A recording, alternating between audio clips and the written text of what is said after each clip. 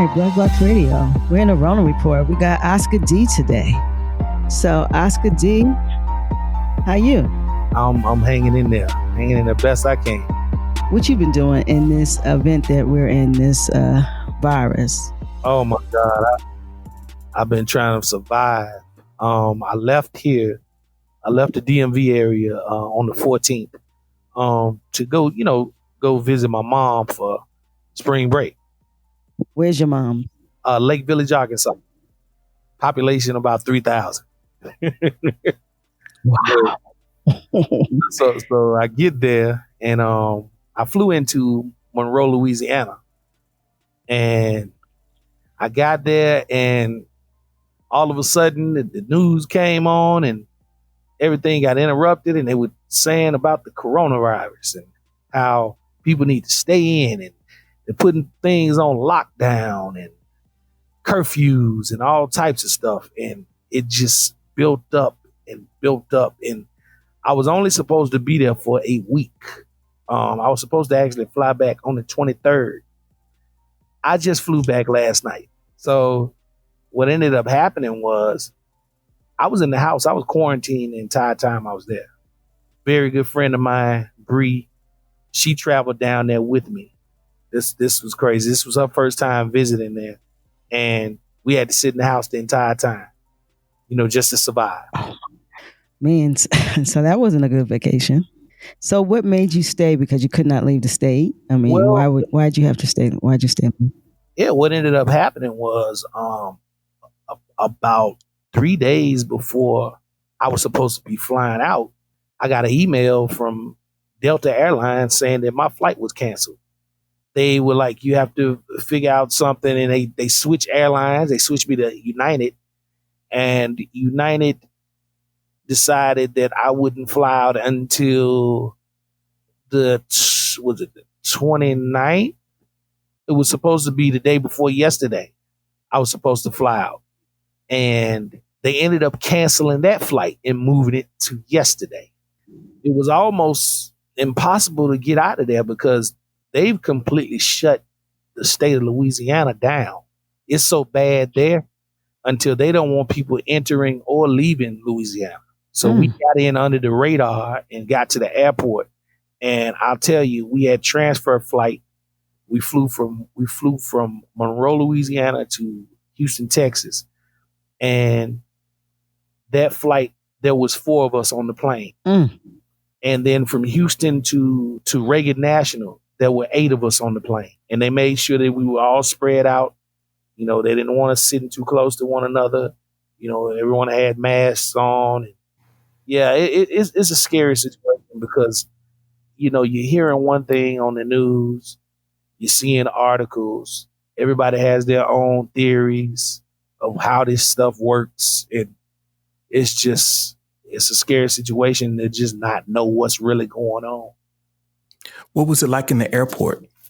Leaving here, heading to Arkansas was actually really frightening because at that point we had already been hearing about it. And I'll be honest, I had a cough. I had a cough before that. I usually, I have really bad allergies, and around this time of the year, I'm coughing anyway. So I'm at the airport and I'm afraid that people think maybe I have it, and I'm like, I'm hoping they don't pull me in some room and say, hey man, we can't have you around these people, but no one really looked at me odd. And, but it was just a scary situation because everybody had masks on and different things like that. So it's kind of scary when you sit next to someone with a mask on and you don't know if they're wearing that for them or you. Yeah, you don't really know. Yeah. So the airport is scarce. No one's hardly in there, and there's no people on the planes. Few. Yeah, on the way. Oh, it was flooded heading. When we were heading to Arkansas, but on the way back, no one. When we went to the first airport, we were the only people that seemed to walk in there. Like we went through TSA, it was just us two. It was the only flight coming out of there that day. Like it was, Oh my God. Amazing. Wow. How we're just shut down, like Yeah. everything. I mean, just how you can stop a nation. And what frightens me is my mom, leaving my mom there. You know, you have to be realistic. It's, I hugged her and I leave and I'm thinking, I'm praying to God this is not the last time I see her. You know, Mm. These are some real thoughts. yeah. Mm. Wow, wow, wow. So you're just getting back. So like your mind space that your home since you've been, well, this is your home now. You left home to come back home. Yeah. So how are you feeling? You're back in the DMV. Do you feel safer or? I actually felt safer in Arkansas because Wow. yeah, I felt safer because I was just in the house and just it, I, you know, having to go out and about here to get things is a little scary. I mean, we made the runs Yeah. today and now I'm going to quarantine and, I'm back to work tomorrow. I'm working from home. Did you work for home before this, or you've always worked?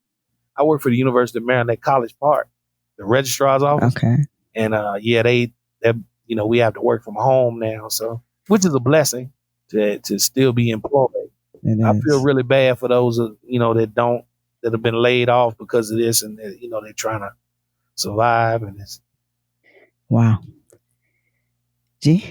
Well, I just want to say I'm glad that you made it back. I know it was an eerie situation. indeed, It probably felt really surreal.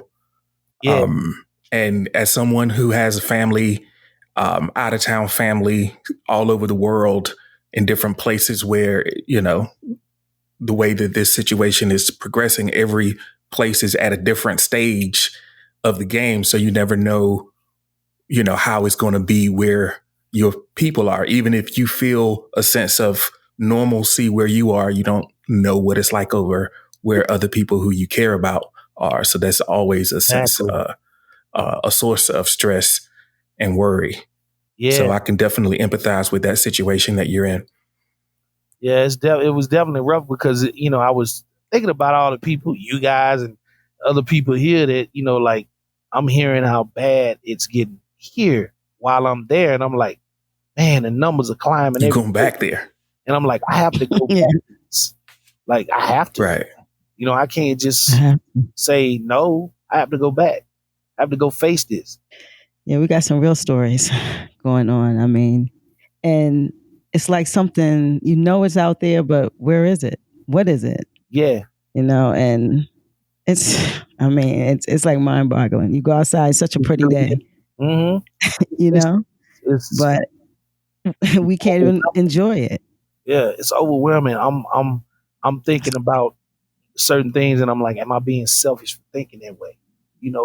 Because like I'm at a point in my life now where I'm so happy and just feeling so optimistic about the future as far as career and everything. And it's like now that's we don't know. You know, Mm-mm. we don't know. We don't know if that's We don't. progression is a possibility at this point. Progression is the next day, bro. The next hour. That's it. No. Yeah, we on a daily progression now. Yeah. Mm. Never thought I would see. Yeah. I never thought I'd see the day that we don't know if maybe our days are numbered more than shorter than we thought. It makes you appreciate a lot of things. I tell you that. Indeed. I tell you that. It makes you really it gets some humility in your life for sure. So we're at the part of the interview where you leave something, last will and testament. You can leave a jewel. Some people have a talent they want to leave. Anything that you want to leave with the people, make them feel better. Give Well, them that Oscar D.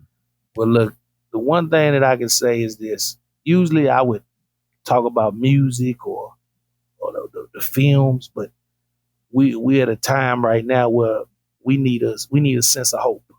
And one thing that I can say that I feel like everybody needs to get right now if you didn't have it, get you some faith. Get you some faith in your life. Get you some of that.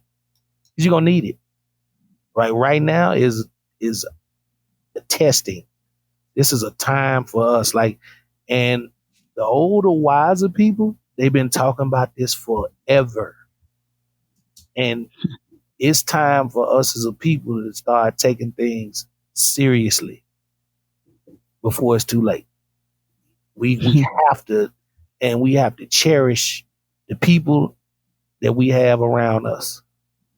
We have to cherish it, cherish life, and just come closer to God. Awesome. That was excellent. Wow. Cherish the people. All right, G.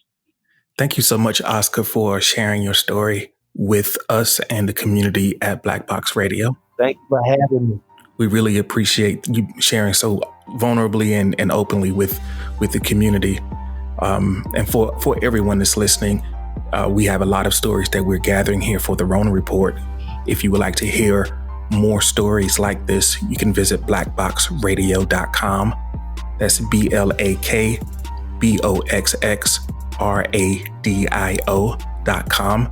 You can also find us on Instagram at Black Box Radio and on Facebook at Black Box Radio.